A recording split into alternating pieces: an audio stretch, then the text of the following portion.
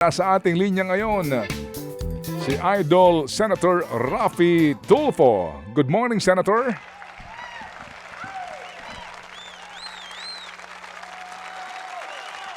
Senator Idol Raffy Tulfo. Good morning, Senator. Hello. Good morning, Senator. Yes. Ay, good morning, Ted. Magandang araw, masayang araw sa atin lahat. Salamat po sa panahon. Si Chacha po, may unang katanungan. Go, Cha, please. Yes po. Senator, nagpatawag nga po bukas, June 17, ng special session ng Pangulong Marcos Jr. Ang sinasabi para talakayin po yung ilang priority measures. Meron din pong iba pang mga kailangan pang pag-usapan. Pero meron din po mga nagsasabi na ang dahilan kung bakit nagpatawag na ng special session ng Pangulong Marcos Jr. is parang may numbers na daw po to really oust Senator Alan Peter Cayetano. Ano pong reaksyon nyo doon?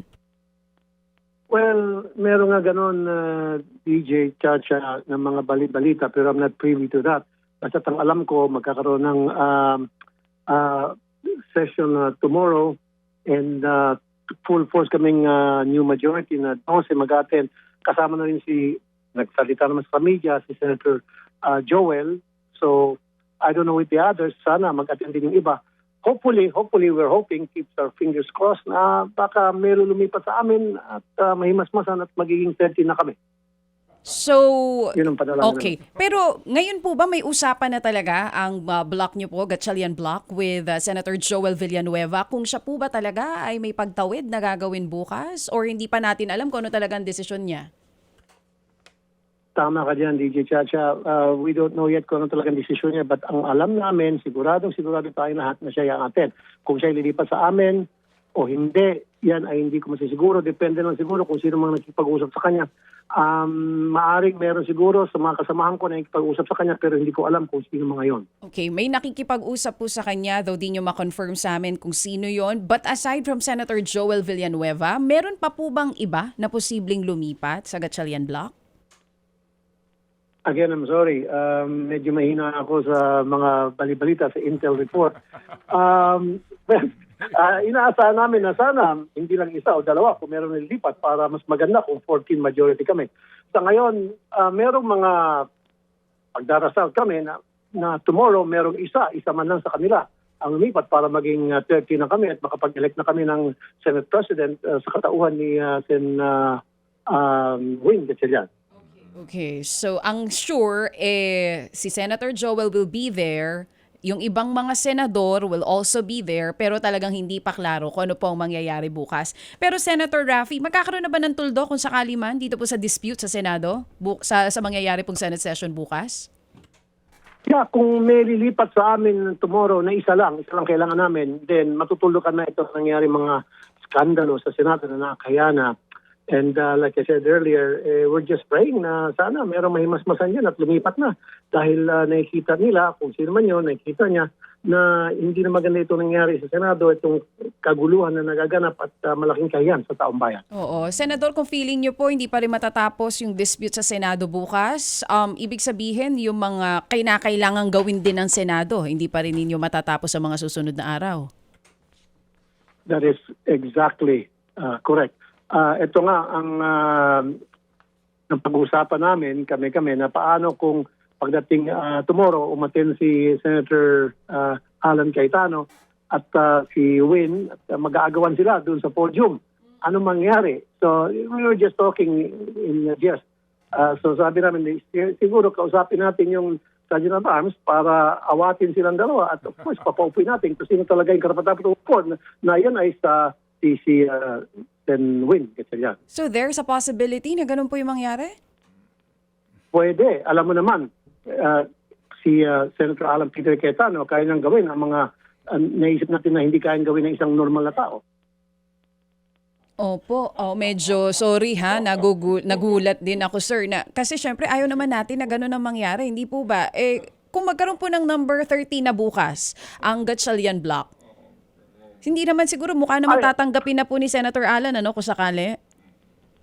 Well, sabi niya, mag-resign na raw siya. Gusto niya mag-resign. In fact, there was a time na nasabi niya sa media, sana magkaroon ng 13 para bumaba na siya. But knowing Alan, I'm not gonna take his word for it because you know Alan is battle-tested, battle-hardened, seasoned veteran when it comes to scandalous warfare.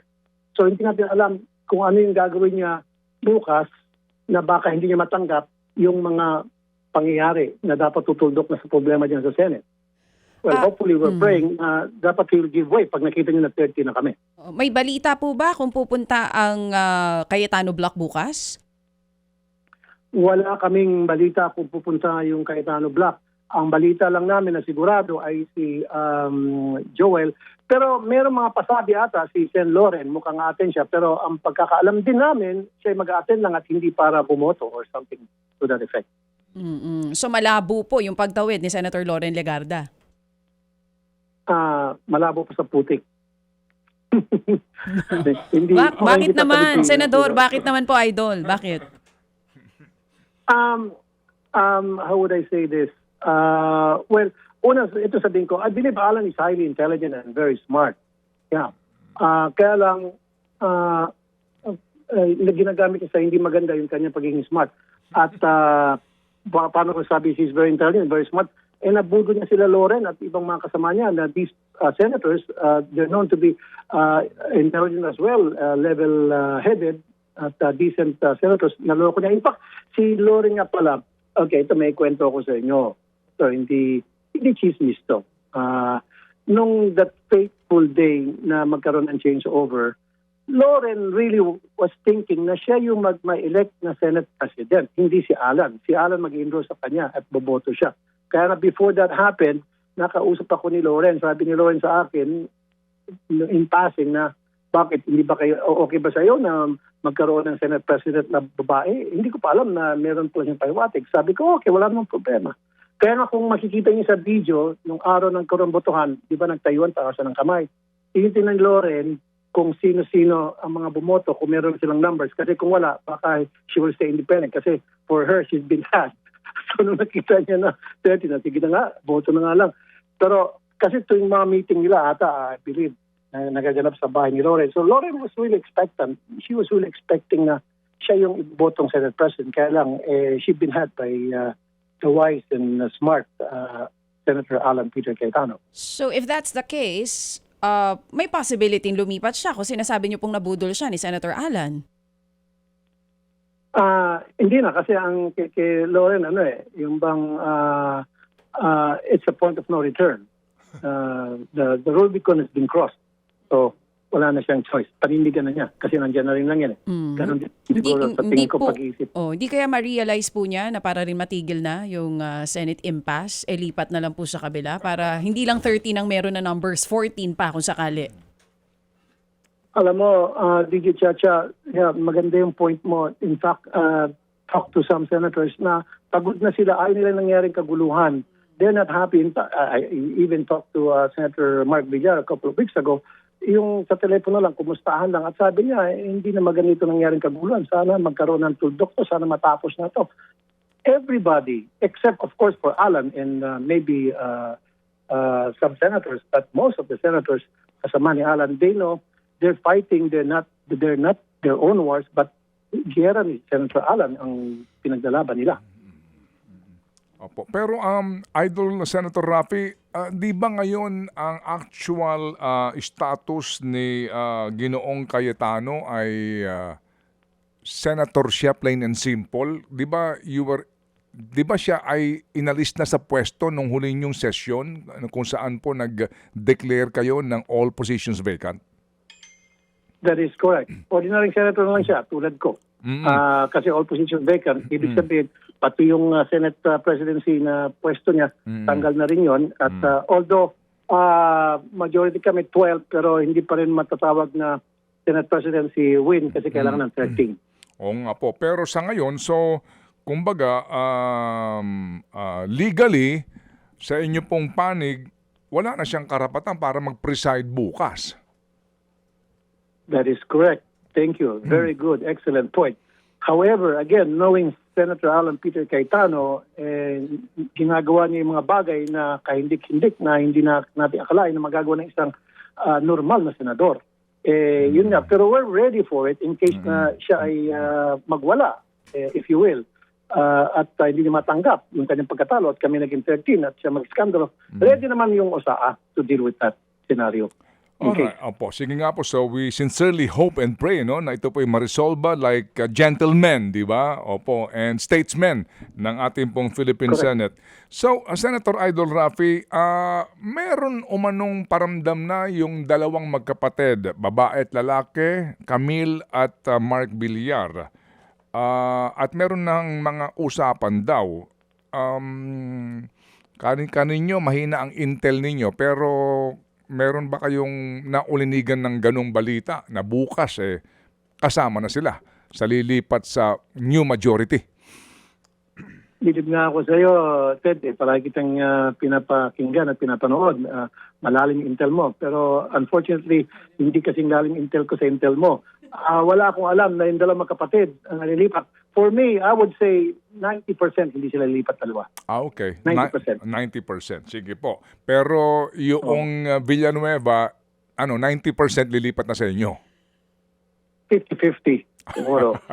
So, abangan pa natin. Abangan pa. Okay, sige. Pwede, abangan. Opo, Tomorrow. we will respect that. Sige. So, Senator Idol Rafi, ang order po, ang proclamation po ni Presidente, 1 day lang na special session ito. So, dapat matapos nyo lahat ito.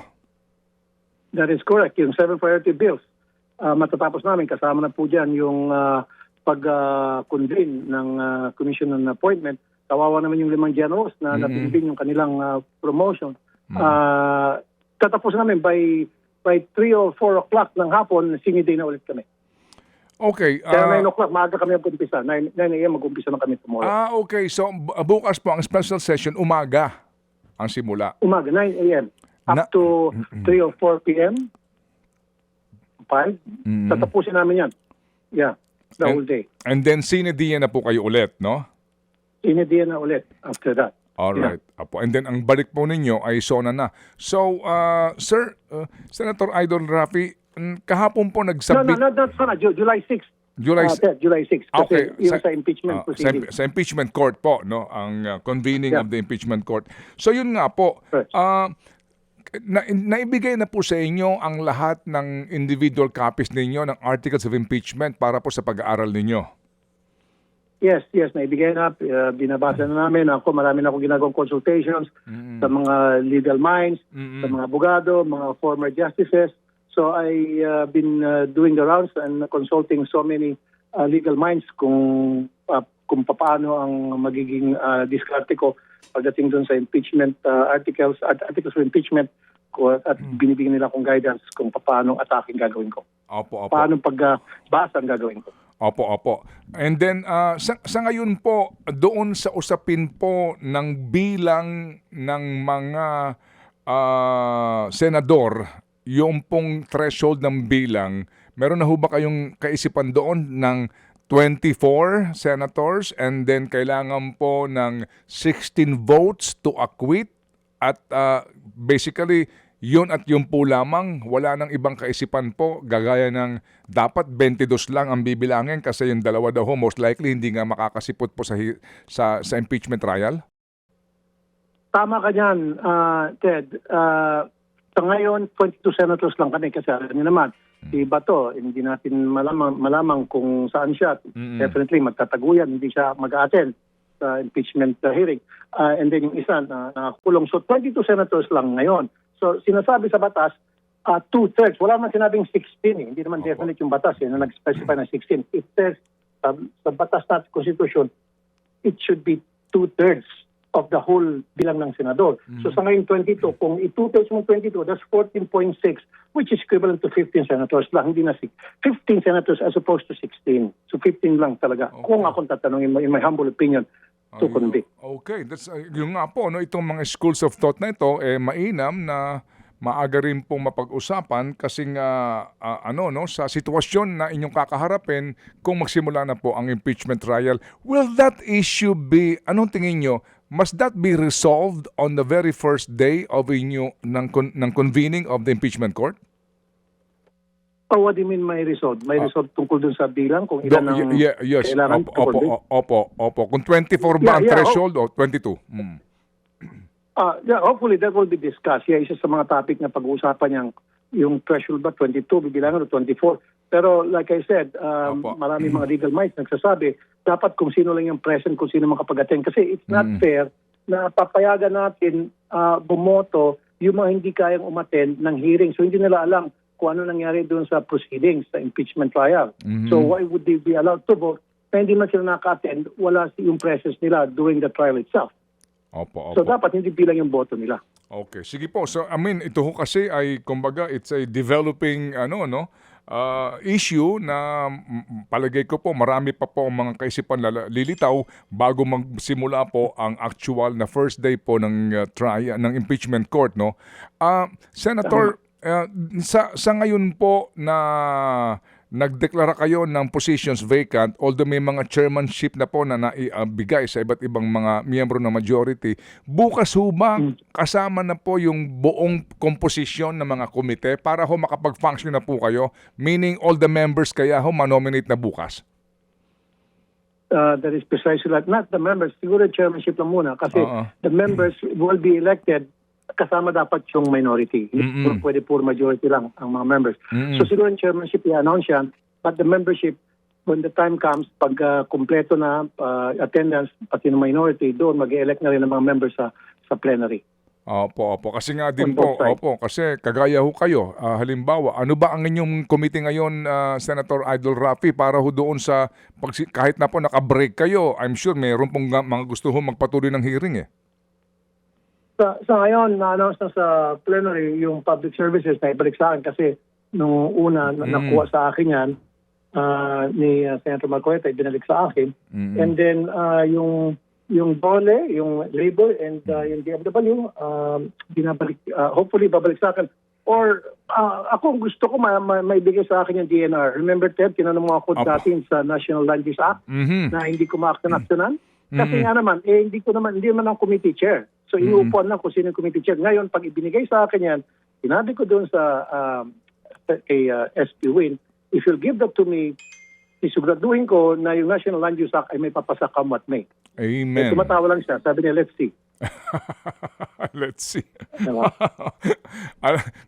kasi po, lumusot na naman sa House eh. Yung National Land Use. Yes, opo. Tapos na sa House ngayon. Yung salita ni Sherwin, let's see, maybe we can announce it on the floor. So para medyo umapayag siya. Kasi talaga, Ted, it's about time na may pasa natin yung National Land Use Act. Napakatagal na bigyan, nakabinbin lang palagi. Inuupuan lang palagi kung sino committee chair ng environment. Sayang. Yes. So ngayon, kung yan ay napunta sa atin, remember, tinanong mo ako tungkol dyan noon, nung bago upo pala ako, sabi ko, sige. Pero later on, sinabi ko sa'yo, pasensya na, Ted, hindi naman akong committee chair, inuupuan yan, so wala akong magagawa. Opo, and that is the reality there, no? Dapat tanggapin natin, kahit nagustuhin mo pa na ito'y mailusot, simulan ng debate, kung may pumipigil o doon sa pag-usad ng panukala, wala ka magagawa. Yan po ang realidad yan. Kaya ito ngayon, kung may bibigay sa inyo ang committee chairmanship, you will shepherd the bill to its approval. That is correct. Thank you. Thank you for saying that, Ted. Talagang malinaw na pa sa sikat ng araw yung pagkasabi mo, well explained. Opo. Kaya po aabangan natin yan. Ano po? So, bukas kaya meron ng election ng mga committee chairmanship ulit bukas, Senator? That is correct. Ted, bukas magkakaroon ng election ng mga committee chair para lang sa membership. So hopefully makukumpleto na, malalaman na kung sino yung mga chairman ng bawat committee at may plansya na tomorrow din before na mag-Senate Day ulit. Opo. And then, yan po yung napakagandang balita po sa lahat ng mga environmentalists, sa lahat po ng mga nagsusulong nito for the past 30 years, na finally po sa 20th Congress meron ng National Land Use Act ang Pilipinas. Salamat po sa inyo po magandang balita, Senator Rafi Idol Tulfo. Salamat po, sir. Thank you, Ted. Thank you, DJ Chacha. Mabuhay kayo. God bless. Thank you.